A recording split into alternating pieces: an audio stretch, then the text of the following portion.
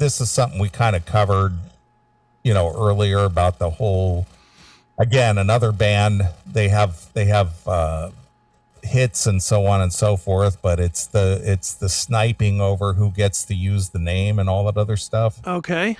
I am talking about our neighbors to the north, the Guess Who. Oh, they back at it. Yeah. So as you're well aware, we talked about this on the show, a couple months ago. Yeah. That Burton, Cummings, and Randy Bachman reclaimed the Guess Who and basically stopped Gary Peterson and what's his last, Kale. Can't think of his first Chris name. Kale? I don't know. No, it's not that's Chris. The guy from Five Finger Death Punch. Yeah, but they prevented them from using the Guess Who name, and they took it back. And Burton Cummings had put a moratorium on using any of his music, and basically nobody could perform the music until they finally was able to get this settled. And now they are currently out on tour. While I'm doing this, maybe you can find one of the live shows that they just recently did. All right, let me look. The Guess Who. But anyway, the lead singer and guitarist of the legendary rock band, the Guess Who, returned to the stage together for the first time in decades on Saturday, launching their Taking It Back reunion tour with a show in Ontario, Canada. Meanwhile, the other half of the fractured Canadian band is back as well, this time with a new lawsuit over the group's bitter tour war. And their new complaint filed on Wednesday in a federal court against the performing rights management firm BMI.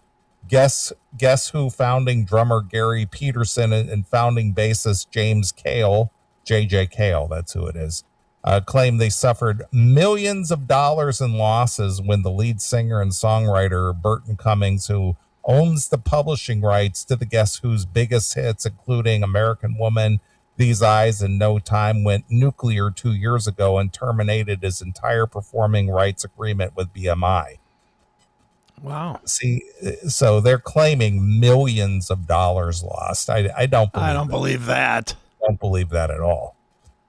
Cummings took the extraordinary step of yanking the Guess Who songs from the BMI licensing catalog covering concert venues because he wanted to stop Peterson and Kale from staging what he called a fake bullshit show using a different singer and guitarist. At the time, Cummings was already suing to wrest control of the Guess Who trademark from Kale, who obtained rights to the name in 1985 after the band never sought to protect it during the heyday of the late 60s and the early 70s. In the new lawsuit, Peterson and Kale, along with the booking company Bicoastal Productions, say they spent months planning their U.S. tour and were in the midst of sound check on April 6th of 2024 when they were informed by BMI's chief legal officer that Cummings had terminated his affiliation agreement with BMI, effective immediately. Peterson and Kale said they immediately canceled their shows that night, all remaining tour dates based on BMI's representation.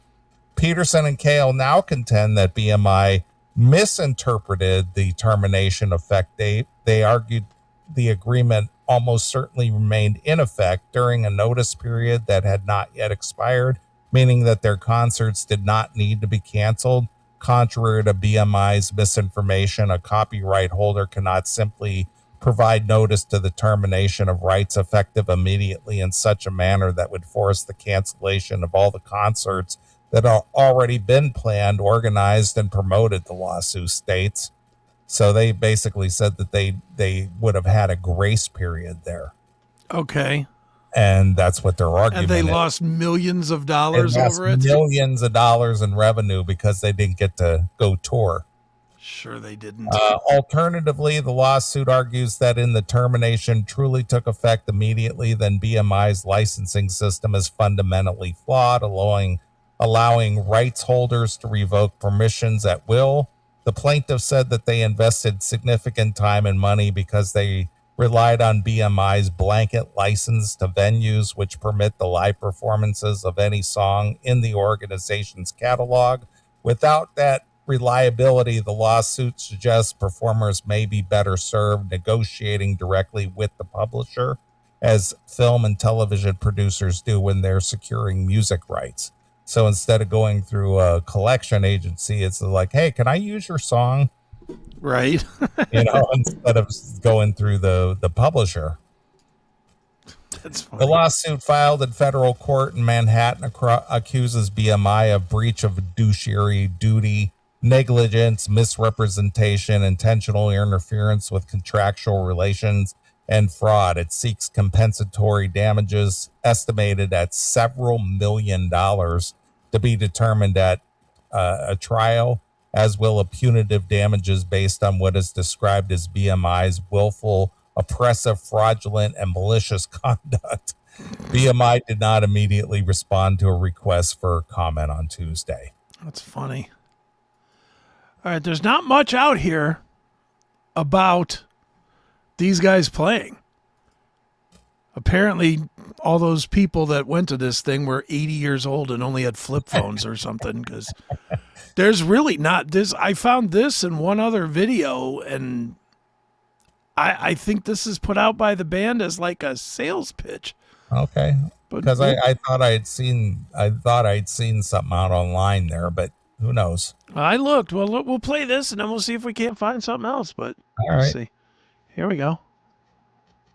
Oh,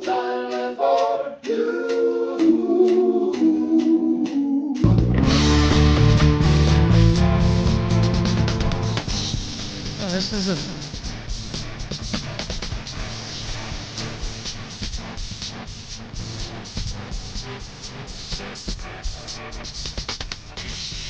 Yeah, this is just studio.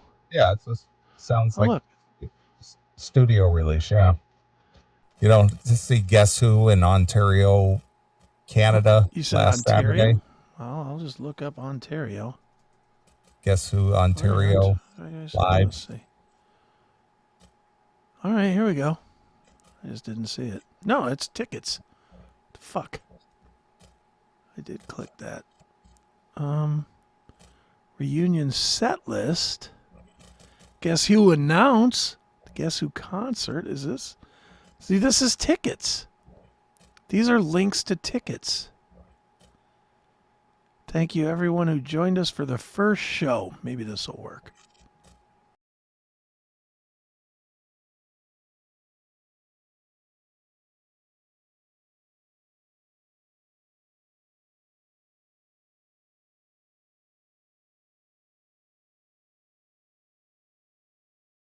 Lawsuit was that you can't put videos on YouTube. Maybe. Here we go. The Guess Who in Toronto. Is this one? No, this is another. I hate that they're doing this now. Putting in these ads that look like videos so that you click on the fucking ads.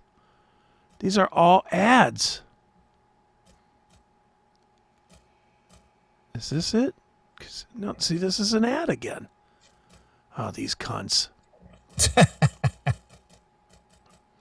I'm sure it sounds okay. I'm sure it's all right. I was just curious. Yeah, no, there's no video. There's really no video for this right now. All right. So, all right. Well, Cummings go see them, I guess. Yeah, Cummings and Bachman played the first show of their new tour at the OLG stage of the Falls View Casino, Niagara Falls, on Saturday. Had a great time at our first show of the Guess Who's Taking It Back tour, Cummings told the fans in a social media post. Looking forward to seeing all the new and familiar faces on the road. Great. Well, go take a look. So if it were to come, say, to the MGM near you, would you go? I like them, don't love them. I'd have to see what it costs. If it was like $75, no. If it was like 50, yes. I'd pay 50. All right. How much would you pay? See Randy Bachman and. Well, it looks like Brandy is sitting on a stool. I know. It's, you know my feelings on that. It doesn't look like he's he's very mobile. No. And again, you know my feelings on that. Not a fan. I sure do. So I don't know. I'm not so driven to see them that, my life will be short. You said you'd go see that Gary Peterson lineup. I would for about $25. I think we made it clear that there was a value to that. I would pay $25 to see the Gary, and I like the Guess Who. So I would bet if it comes to the MGM, I'll bet you I could find a way to make a phone call and go to that one. And if I can do that, I will definitely go to that one.